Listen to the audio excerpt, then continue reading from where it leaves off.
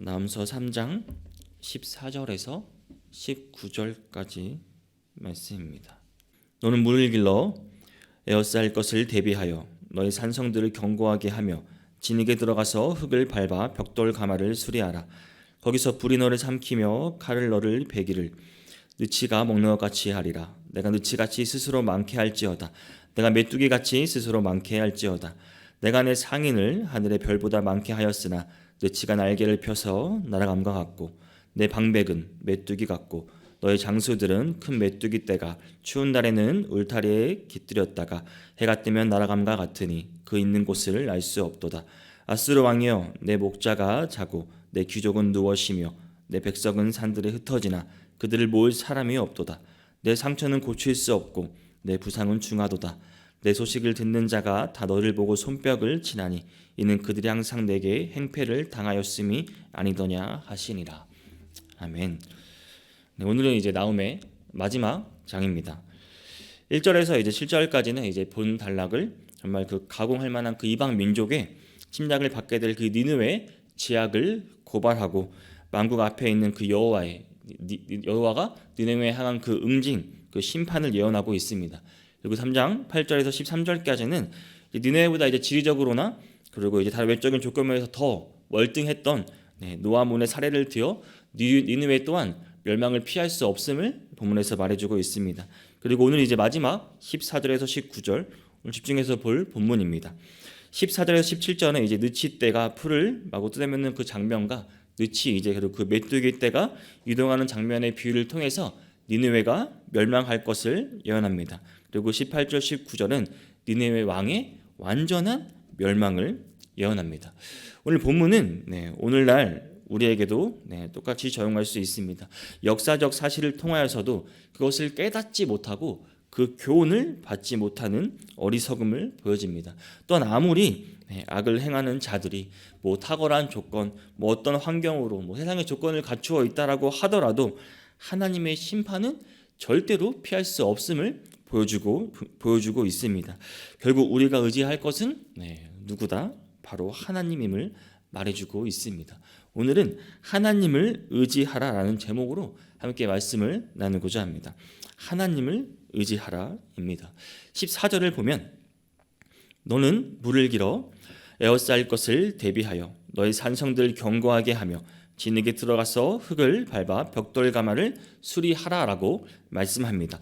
여기서 이제 물을 기르라는 것은 이제 그 에워싸는 그 적의 포위 공격에 대비하라는 말입니다. 당시 전쟁에서 물길을 차단하는 것, 그것은 곧 승리를 말하는 것입니다. 그 성으로 물길을 유입하는 것을 차단하는 것은 승패를 좌우하는 일입니다. 물이 없으면 생존할 수가 없습니다. 물길이 끊어지게 되면 전력이 또 약화되게 되고 얼마 가지 않아 성문을 열고 항복을 할 것입니다. 니느웨 성은 당시 이제 강의 합류 지점에 있었다고는 합니다. 하지만 성 자체가 언덕 위에 위치하기 때문에 물을 기르는 것은 필수적인 요소였습니다. 외부에서 물을 끌어들여야만 했습니다. 당시 사항을 정확히 알고 오늘 본문은 말하고 있습니다. 그리고 또한 흙을 밟아서 이제 벽돌 가마를 수리하라고 합니다. 그만큼 성을 견고하게 쌓고 무너진 것을 수리하고 준비를 하라는 것입니다. 왜 하나님께서는 나훔을 통해서 이러한 명령을 하셨을까요? 이렇게 물을 길러서 또 적의 포효 공격을 대비하고 벽돌을 구워서 벽을 성벽을 수리하고 보수하면은 니느웨 성이 구원받을 수 있음을 말해주려고 하는 것일까요? 아닙니다. 그렇지 않습니다. 나훔은 이미 앞선 12절에서 니느웨 성이 힘들기만 하면 먹는 자의 입에 떨어진가 같으니라고 말했습니다. 본절의 의미는 적의 공격을 잘 대비하면 니느웨가 구원을 받을 수 있다는 것을 말하는 것이 아닙니다. 아무리 너희가 노력을 한다고 해도 어떠한 노력에도 불구하고 결국 성은 함락될 수밖에 없음을 말해주고 있습니다. 어디 한번 너네가 해볼 수 있으면 해봐라. 어떠한 노력을 하더라도 막아봐라. 이런 뉘앙스로 오히려 강조하면서 이들을 조롱하면서 말하고 있는 것입니다. 결국 본절은 니느웨를 더욱 절망케 하는 말씀입니다. 니느웨에 대한 하나님의 심판이 계획되고 작정된 이상 그것은 어떤 누구도 막을 수 없음을 말해줍니다. 실제로 니느웨는 결국 바벨론에 의해서 포위되고 결국 함락되고 맙니다. 사랑하는 성도 여러분, 죄악으로 그 가득 찼던 니느웨 하나님의 심판 앞에서 허망하게 무너져 버립니다. 죄악으로 가득 찬 이 세상도 분명히 하나님께서 심판하실 그 때가 다가옵니다. 하나님의 심판은 이미 선포되어 있습니다. 성경 말씀을 봐도 하나님께서 말씀하신 것, 그 모든 것이 하나하나 이루어지고 성취되는 것을 우리는 볼 수가 있습니다. 이 세상의 심판, 세상의 완전한 멸망도 반드시 온다는 것입니다. 심판의 때가 오면 그 악인들, 세상에 속한 어떤 사람들의 노력에 불구하더라도 어떤 노력으로도 그것을 막아설 수가 없다는 것을 똑같이 보여주고 있습니다. 보통 많은 사람들이 영화를 즐겨보죠. 그렇죠? 보통 영화의 소재가 되는 것은 많은 사람들이 생각하는 것 또는 우려하는 것, 상상하는 것들이 영화의 소재가 되기도 합니다. 그것이 과거의 일을 다루던 현재를 다루던 미래의 일을 다루던 결국 현재 우리가 살아가는 것에 어떻게 반영이 되는 것, 그것이 우리 마음의 감동을 이루어야 많은 사람들이 그 영화를 보게 됩니다. 그렇죠? 요즘 이제 이슈가 되는 것들이 지구의 멸망이라는 것들이 소재로 많이 등장합니다. 좀비물이든 영웅물이든 다 지구의 멸망, 새로운 행성, 새로운 세력, 인물들이 등장합니다. 많은 사람들이 분명 지구의 멸망에 대한 위기 의식을 강하게 느끼고 있다는 뜻이기도 합니다. 근데 영화는 대부분 해피 엔딩입니다. 그렇죠? 많은 희생에 따라더라도 어떻게 해서든 그 인간들의 노력으로 그것을 막아내고 지구를 지켜냅니다. 해피 엔딩으로 끝납니다. 그러나 이것은 영화일 뿐입니다. 영화는 영화일 뿐이죠. 사람들은 인어와 희망을 가지고 살아있다는 것을 그대로 반영합니다. 그러나 하나님이 하신다면 이야기는 완전히 달라집니다. 하나님이 악인들을 최종적으로 심판하시기 위해 그 주권 아래 하나님이 주도적으로 행하신다면 사람은 그 어떠한 노력으로도 그것을 막을 수가 없습니다. 니느웨 사람들의 노력에도 불구하고 니느웨 성이 멸망하고 만 것처럼 아무리 인간들이 노력을 할지라도 하나님의 최후 심판 때 그 세상의 멸망은 결코 누구도 막을 수 없음을 말해줍니다. 사랑하는 성도 여러분, 하나님께서 계획하시고 작정하시면 그것은 반드시 하십니다. 반드시 이루어집니다. 악인을 용납하지 않으십니다. 하나님께서 말씀하신 바를 신실하게 이루십니다. 그 누구도 막을 수가 없습니다. 전지전능하신 그 하나님께서 하나님의 심판 앞에 세상의 멸망을 막을 수 없다는 것입니다. 그렇다면 우리는 어떻게 해야 할까요? 하나님의 심판 앞에 인간적인 그 수단을 강구하는 것이 아니라 어떻게든 내가 그것을 막아보려고 노력하는 것이 아니라 하나님을 인정하고 하나님을 경외하고 하나님을 의지해야 합니다. 하나님께서 분명히 말씀하셨습니다. 누가복음 21장 35절 36절입니다. 이 날은 온 지구상에 거하는 모든 사람에게 임하리라. 이러므로 너희는 장차 올 이 모든 일을 능히 피하고 인자 앞에 서도록 항상 기도하며 깨어있으라 하시니라. 아멘. 지혜로운 사람은, 지혜로운 성도라면 이 말씀을 기억하고 지키셔야 합니다. 하나님을 경외하시기를 바랍니다. 하나님을 의지하고 깨어 기도하여 준비하는 것만이 하나님의 심판을 피할 수 있는 방법임을 기억하시는 성도님들이 되시기를 바랍니다. 여러분, 그 악인들이 추구하는 삶, 세상의 번영, 그런 것들은 화려해 보일 수 있습니다. 하지만 지극히 허망한 것에 불과하다고 오늘 본문은 말하고 있습니다. 15절을 보면 아수르를 느치와 메뚜기의 빗대로 말하면서 마지막에 또 스스로 많게 할지어다라는 표현이 나옵니다. 당시 느느웨, 그렇죠? 실제로 거주하는 거주민들은 헤아릴 수 없을 만큼 많은 사람들이 살고 있었습니다. 고대의 성의 그 인구는 그 성이 가진 힘과 비례하는 것이었습니다. 느느웨 성이 가진 힘만큼 그만큼 많은 인구가 많고 또 엄청난 힘을 엄청났음을 말해주고 있습니다. 또한 16절을 보면 내가 내 상인을 하늘의 별보다 많게 하였으나라고 말합니다.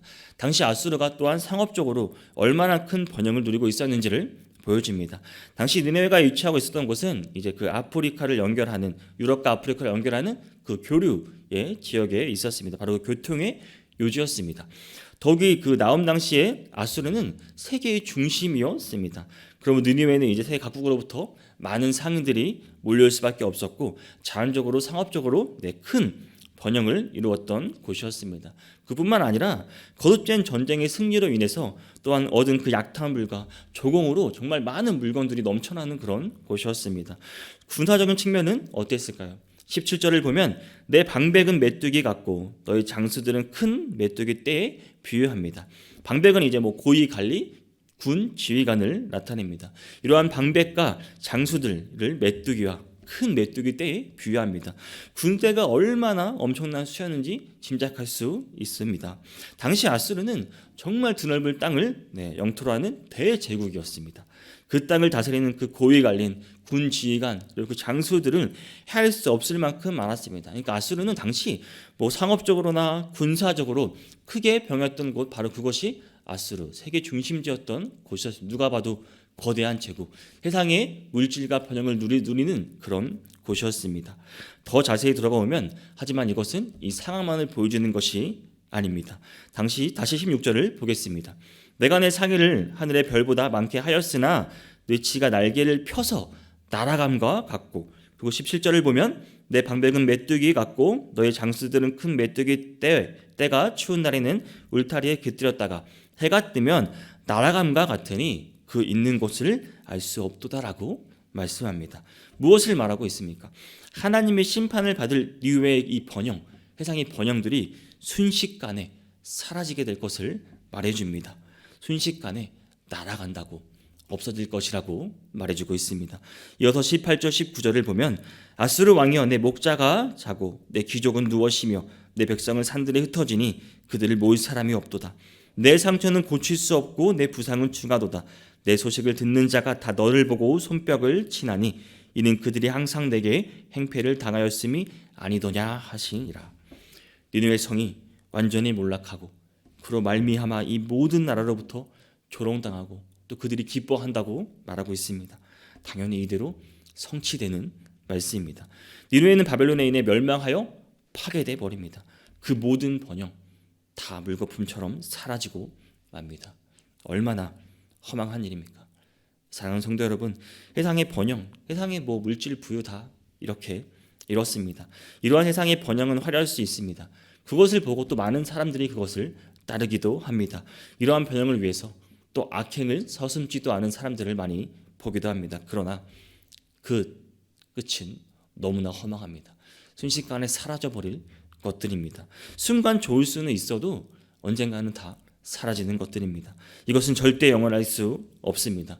과거에 크게 번영하였더라도 크게 번영하였던 그 도시들, 니네를 비롯한 도시들 이제 흔적도 없이 사라져 버립니다.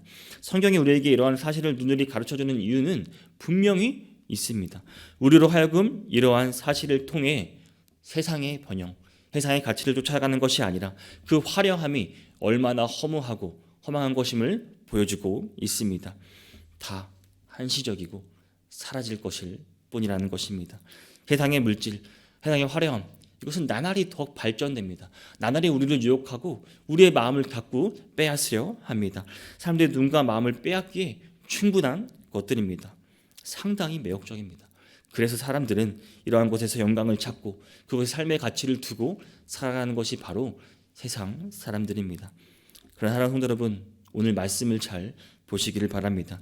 느느웨 성의 끝, 그 성경이 보여주는 그 대제국의 그 영광이 허무하게 날아가 버립니다. 오늘날 사람들이 쫓는 그 모든 세상의 그 화려한 이 번영 또한 허무한 것임을 아셔야 합니다. 잠언 23장 5절은 이렇게 말합니다. 내가 어찌 허무한 것에 주목하겠느냐. 정령이 재물은 스스로 날개를 내어 하늘을 나는 독수리처럼 날아가리라. 우리는 이를 깨달아야 합니다. 허무한 것에 우리의 마음을 빼앗기지 마시기를 바랍니다. 다 날아가 버립니다. 사라질 것들입니다. 성도 여러분, 우리는 하나님의 나라, 하나님을 의지하고 영광과 그곳에서 영원한 삶을 추구하시기를 바랍니다. 결코 쇠하지도 않고 무너지지도 않을 하나님을 의지하시는 성도님이 되시기를 주님의 이름으로 축복합니다. 오늘 함께 살펴본 이 나음수의 마지막 단락은 악이 제거되는 장면을 우리에게 보여주고 있습니다. 14절에서 17절까지는 하나님의 심판이 그 임박한데도 여전히 그 악에 머물러 있는 그 니느웨를 향한 명령이 주어집니다. 적의 포효를 대비해서 물을 기르고 흙으로 벽돌 가마를 수리하라고 또 많은 상인과 군인들을 보여줍니다. 그러나 이 모든 것들이 결국 소용없음을 보여주고 있습니다. 모든 준비는 헛될 뿐이고 허망할 뿐입니다. 다음 선지자는 메시지는 분명합니다. 사람이 어떤 준비나 저항을 하려고 해도 하나님의 심판을 견뎌낼 수 없다는 것입니다. 다음 선지자는 이미 1장에서 이렇게 선언했습니다. 1장 6절을 보면 누가 능히 그의 분노 앞에 서며 누가 능히 그의 진노를 감당하라라고 말합니다. 아무도 대적할 수 없음을 보여줍니다. 이 말씀이 우리에게 말해주는 것은 우리가 준비해야 할 것은 하나님을 거슬러 대적하는 것이 아니라 하나님을 의지하는 자리로 돌이켜야 한다는 것입니다. 어떤 식으로든 하나님께서 함께 하시지 않는 모든 시도는 결국 헛된 것에 불과합니다. 시편 127편 기자도 1절에서 이렇게 고백합니다. 여호와께서 집을 세우지 아니하시면 세우는 자의 수고가 헛되며 여호와께서 성을 지키지 아니하시면 파수꾼의 깨어있음이 헛되도다. 하나님께서 함께 하시지 않으면 아무 의미가 없다는 말입니다. 또한 오늘 보면 마지막 18, 19절에서 여호와 하나님을 거슬러 대적하는 삶을 사는 자들의 최후 모습이 나옵니다. 모두 멸망당하고 합니다. 다시 고칠 수도 없고 이들을 회복할 수도 없습니다. 반면에 많은 상처를 입은 사람들에게는 니느웨의 멸망이 그들에게는 구원의 소식이 되기도 합니다. 하나님의 심판도 마찬가지입니다. 누구에게는 멸망이 되고 누구에게는 정말 좋은 구원의 기쁜 소식이 되기도 합니다. 하나님께서 반드시 이 역사를 이루실 것입니다. 세상 끝날의 역사가 이렇습니다. 사랑하는 성도 여러분, 오늘 본문은 분명히 말합니다. 하나님을 대적하는 자들은 반드시 심판하실 것입니다. 하나님의 대적에 되시겠습니까? 아니면 우리의 위로와 평안함이 되시는 하나님을 의지하시겠습니까? 시편 37편 3절에서 6절 말씀입니다. 여호와를 의뢰하고 선을 행하라. 땅에 머무는 동안 그의 성실을 먹을거리로 삼을지어다. 또 여호와를 기뻐하라. 그가 내 마음의 소원을 내게 이루어 주시리로다. 내 길을 여호와께 맡기라. 그를 의지하면 그가 이루시고 내 의를 빛같이 나타내시며 내 공의를 정오의 빛같이 하시리로다. 아멘. 사랑하는 성도 여러분, 오늘 하루를 살아가실 때 하나님을 의지하심으로 하나님께서 그 이루시는 또 하나의 역사를 우리 삶에서 경험하기를 원합니다. 하나님을 의지할 때 우리는 세상에 빛나게 하실 것입니다. 우리 세상에 빛나게 하시고 우리의 의를 이루실 것입니다. 우리의 소원을 이루시고 우리의 소망을 이루어 주실 것입니다. 하나님을 의지하심으로 우리 삶을 주관하시는 하나님의 역사를 볼 수 있는 하루가 되시기를 주님의 이름으로 축복합니다.